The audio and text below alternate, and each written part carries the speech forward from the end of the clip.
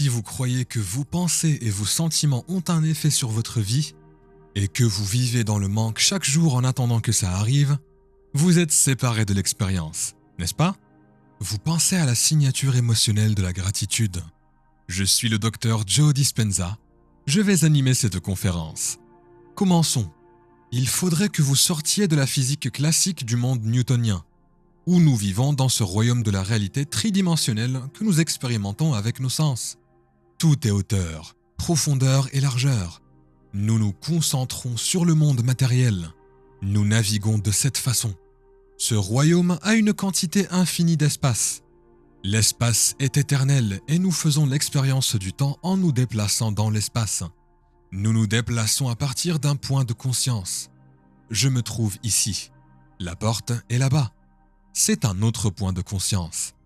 Lorsque je déplace mon corps d'un point de conscience à un autre, lorsque je me déplace dans l'espace, je fais l'expérience du temps. Donc, si nous allons créer de la matière à la réalité tridimensionnelle et que nous allons faire des choses, il va nous falloir du temps pour avoir la nouvelle maison, la nouvelle voiture, parce que nous devons travailler et économiser notre argent et faire toutes ces choses. Eh bien, c'est jouer avec les règles de la physique newtonienne et de la réalité tridimensionnelle. Quand vous jouez avec les règles du quantum, dans le quantum, il y a une quantité infinie de temps. Maintenant, le temps est éternel. Maintenant, imaginez si vous aviez un temps infini. Combien de choses pourriez-vous faire? Un nombre infini de choses égal à vos pensées, non? Ceci est le quantum. Donc le quantum est le temps éternel. Toutes les possibilités existent au moment présent dans le quantum. Dans la réalité tridimensionnelle, la physique newtonienne, il s'agit du prévisible. Le quantum est immatériel. Rien n'est local. Pourtant, dans l'espace et le temps, toutes les possibilités existent en tant que fréquence, énergie, vibration, information, en tant que conscience dans le domaine de la pensée. Donc, dans le quantique, tout est possible. Et ce n'est pas différent de regarder dans un dressing où il y a des miroirs de chaque côté et vous voyez un nombre infini de vous. Il y a un nombre infini de réalités possibles où une seule petite chose a changé. Juste une petite chose. Vous vous êtes rasé avec la main gauche aujourd'hui. Vous êtes dans une réalité différente. Vous faites de la méditation, êtes connecté. Vous revenez.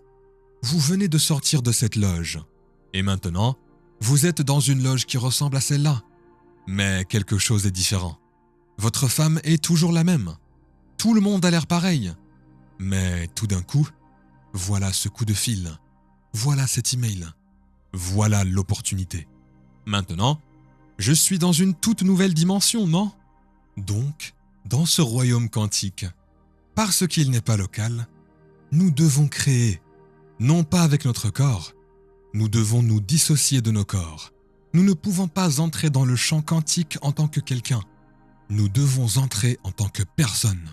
Donc, enseigner aux gens comment passer par la tête de l'aiguille et le moment où ils deviennent une personne.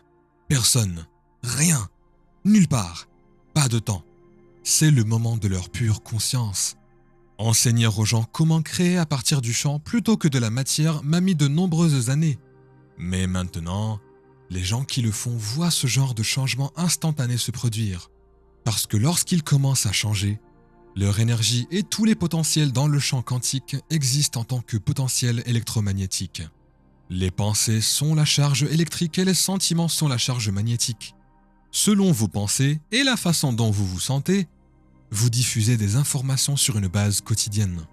Lorsqu'une personne change ses pensées et ses sentiments, et qu'elle crée à partir du champ, lorsqu'il y a une correspondance vibratoire entre son énergie et ce potentiel dans le champ quantique, et qu'elle crée en étant connectée à la source, et que l'énergie de la source connecte en fait tout, le matériel, elle n'a plus besoin d'aller quelque part pour l'obtenir.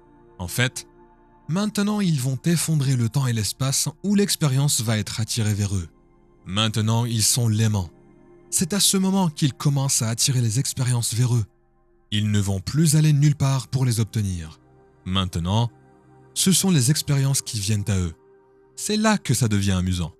Je pense que lorsque les gens disent qu'ils veulent un nouveau travail, une nouvelle relation ou qu'ils veulent être en bonne santé, ils attendent en fait que leur santé s'améliore, qu'ils ressentent de la gratitude. Ils attendent que leur nouvelle relation ressente de la joie, de la gratitude et de la reconnaissance.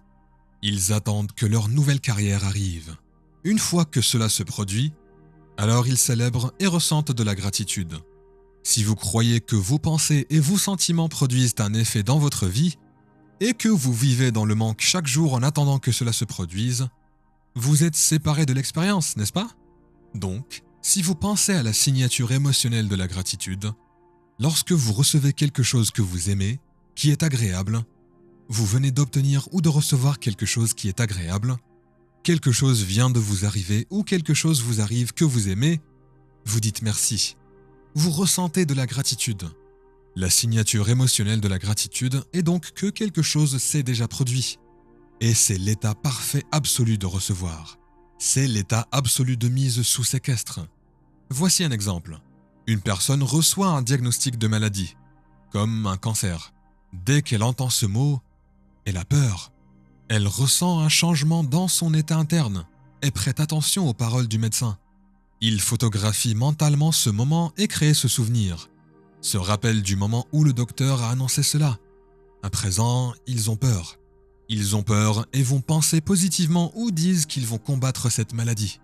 S'ils ont peur, ils ne peuvent qu'accepter, croire et s'abandonner aux pensées qui correspondent à leur état émotionnel. Cette peur, les pensées seront les seules qui y parviendront. Maintenant, si une personne remplace la peur par la gratitude, par exemple, et qu'elle commence vraiment à entraîner son cœur, nous pouvons mesurer ce qui se passe dans son cœur lorsqu'elle ressent de la gratitude. Le cœur se régule et commence à battre de façon plus cohérente. Il commence à augmenter l'énergie vers le cerveau, à créer un champ ambiant autour du corps. C'est à ce moment que votre cœur commence à travailler pour vous. Quand une personne commence à ressentir de la gratitude, alors la signature émotionnelle dans le corps est que quelque chose leur arrive ou que quelque chose vient de leur arriver. Donc, si vous êtes dans un état de gratitude, vous êtes dans un état de réception. Alors vos pensées vont se rendre au corps et programmer le système nerveux autonome dans un destin différent. Ainsi, en l'espace de 4 jours, nous avons constaté que lorsque les gens, 10 minutes par jour pendant 4 jours, échangeaient la colère, la frustration, la peur, toutes ces émotions limitées contre de la gratitude, leur système immunitaire s'améliorait de 50%. Ils ont fabriqué des immunoglobulines qui ont rendu leur corps plus fort. Si une société pharmaceutique avait un médicament qui pourrait renforcer l'immunoglobuline, votre corps serait attentif à chaque publicité pour ce médicament diffusé pendant les nouvelles télévisées. Et pourtant, votre système nerveux est le plus grand pharmacien qui soit. Votre corps est l'objectif. Il est votre esprit inconscient. Il ne fait pas la différence entre une expérience de vie réelle qui crée une émotion et l'émotion que vous créez par la seule pensée. S'il ressent de la gratitude, il croit que quelque chose vous arrive. Donc au début, vous vous dites que vous allez essayer d'éprouver de la gratitude. Et vous trouvez cela vraiment bizarre. Pourquoi est-ce que je donnerais de la gratitude jusqu'à ce que ça arrive? Parce que c'est comme ça que vous avez été hypnotisé, ou même programmé comme ça. Mais si vous changez ça en disant que le moment où vous ressentez de la gratitude, votre guérison commence au moment où vous vous sentez reconnaissant pour votre vie va changer. Maintenant, vous provoquez un effet. Donc nous devons ressentir l'émotion avant qu'elle ne se produise. Pourquoi? Eh bien, disons que vous venez de faire une grande méditation. Votre cœur est grand ouvert. Vous vous sentez reconnaissant pour la vie. Vous êtes connecté aux émotions de votre nouvelle carrière, votre nouveau travail, votre nouvelle vie. Si vous avez le sentiment que votre nouvelle vie est déjà arrivée, vous ne la chercheriez plus. Vous auriez le sentiment que c'est déjà arrivé et vous ne chercheriez pas à vous en séparer. Vous vous sentiriez connecté à elle. Si vous perdiez ce sentiment et commenciez à vous mettre en colère à cause de la circulation, je vous dirais que vous êtes de nouveau dans le programme inconscient qui consiste à permettre à quelque chose qui vous est étranger de contrôler vos sentiments et vos pensées. Vous êtes de nouveau dans le processus de victimisation. Donc, quand vous commencez à jouer ce jeu, vous vous attrapez, vous vous corrigez et vous revenez à la gratitude et à la sensation. Alors votre corps n'est plus préoccupé par le moment ou le lieu où ça va se passer. Si vous le ressentez, c'est comme si c'était déjà arrivé. C'est à partir de ce moment-là que vous n'êtes plus séparé de lui, que vous commencez à attirer ou à magnétiser les expériences vers lui. C'est la partie amusante de la vie. Je veux dire, la plupart des gens s'attendent à ce que la pire chose leur arrive. Ils se préparent à tout ce qui va mal tourner au coin de la rue. Parce que dans la survie, si vous vous préparez au pire, vous allez survivre, n'est-ce pas? Mais si nous créons quelque chose de nouveau et d'inconnu, une nouvelle chose dans votre vie, ça ne peut pas arriver d'une manière que vous pouvez prédire ou attendre. Parce que si vous pouvez le prédire ou l'attendre, c'est connu. Au moment où vous commencez à essayer de comprendre comment ou quand ça va se passer, vous vous mettez en travers. L'univers se retire et dit que si Sean veut le faire, il doit y aller. Mais quand vous êtes ouvert à l'étonnement et à la surprise, et que ça arrive d'une manière inattendue, vous vous réveillez, vous sortez du rêve, et vous dites que c'est arrivé. Vous observez tout votre passé. Vous voulez arranger une chose dans votre passé. On voit ça tout le temps parce que ça vous amène au moment présent. C'est le moment où le passé n'existe plus. Donc la surprise, le cerveau apprend par les erreurs et les surprises. Lesquelles aimeriez-vous avoir? Que diriez-vous de quelques surprises? Quand ça arrive d'une manière inattendue, à laquelle vous n'aviez pas pensé, que c'est votre création et que vous êtes surpris, vous n'êtes plus inconscient. Vous êtes plus conscient, plus éveillé, réveillé, et commencez à croire que vous êtes le créateur de votre vie et non pas sa victime. Vous avez vraiment fait cela. Maintenant, vous enlevez votre pied de l'accélérateur et faites un peu plus confiance dans le fait que les choses vont s'organiser d'une manière qui est juste pour vous. C'est un aspect divin qui commence à se manifester en nous. Au lieu de cet aspect animal, nous devons abandonner la chose même que nous avons utilisée toute notre vie pour obtenir ce que nous voulons afin que quelque chose de plus grand se produise. C'est la plus grande habitude que nous devons perdre, car nous devons rester en dehors du chemin. Voici l'objectif. C'est une habitude. Si vous créez de la matière à partir de la matière, et que vous vivez dans le stress et la survie, les produits chimiques du stress exacerbent vos sens. Et nous devenons matérialistes.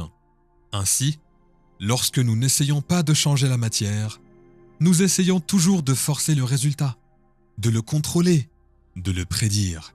On est dans le chemin parce qu'on fait l'expérience de la séparation. Alors vous essayez plus fort. Vous vous battez pour ça. Vous êtes en compétition. Vous manipulez. Vous faites tout ce que vous pouvez parce que vous avez des ressources limitées, matière par matière. Ainsi, lorsque vous créez à partir du champ plutôt qu'à partir de la matière, et que vous vous sentez connecté à votre vision, vous comprenez que lorsque votre cœur est ouvert, c'est lui qui attire l'expérience à vous. Maintenant, pensez à ceci. Si vous compreniez ça au niveau des tripes, où vous précipiteriez-vous? Il n'y aurait aucun endroit où se précipiter. Vous ne quitteriez jamais le moment présent. Vous vous connectez et attirez les choses vers vous. C'est une façon beaucoup plus saine de vivre, n'est-ce pas? On force et on contrôle les résultats parce qu'on est dans le programme de pensée lorsqu'on est séparé. Mais si vous sentez que votre rêve est déjà arrivé, alors vous ne forcez rien. Vous vous détendez dans le moment présent parce que l'émotion de votre futur vous y maintient. Donc, oui, ce n'est pas quelque chose qui arrive en un seul swing. Il faut beaucoup d'entraînement. Restez conscient. C'est un essai et une erreur. Mais je vais vous dire, ça vaut toujours la peine de faire des efforts parce que quand ça arrive enfin, vous ne vous en souciez même plus parce que vous êtes tellement content de vous que vous ne vous contrôlez plus. Et le moment où vous vous laissez aller est le bon moment. Il apparaît toujours. Et c'est la surprise. Se dire que vous l'avez fait. C'est arrivé. Et puis, cette énergie. Cette surprise où la synchronicité nous aide avec la prochaine création. Nous pouvons utiliser cette énergie. Être ravis, en admiration, amoureux, inspirés, reconnaissants. Asseyez-vous. Créez le jour suivant. C'est un peu plus facile alors qu'il y a encore plus de miracles. Alors continuons. Qui veut s'arrêter? C'est vrai, c'est là que ça devient amusant. Donc les synchronicités et les surprises sont l'inconnu. Mais l'inconnu ne va pas être quelque chose d'effrayant comme nous en avons l'habitude.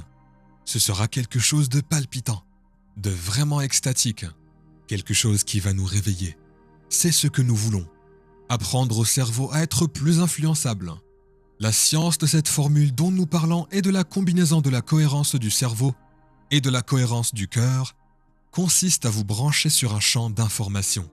Et je pense que si nous pouvons abandonner l'identité que nous prenons dans le casque de réalité virtuelle, le personnage que nous avons choisi d'être, si nous pouvons déposer ce personnage pendant une certaine partie de notre journée pour savoir que nous pouvons revenir à l'illusion de cette journée et que nous pouvons commencer à interagir avec la réalité en dehors du casque, créer de nouvelles expériences dans le casque que vous créeriez et programmeriez en dehors du casque, alors il deviendrait beaucoup plus avantageux de pouvoir le faire sur une base quotidienne et nous réécrirons le futur de notre expérience.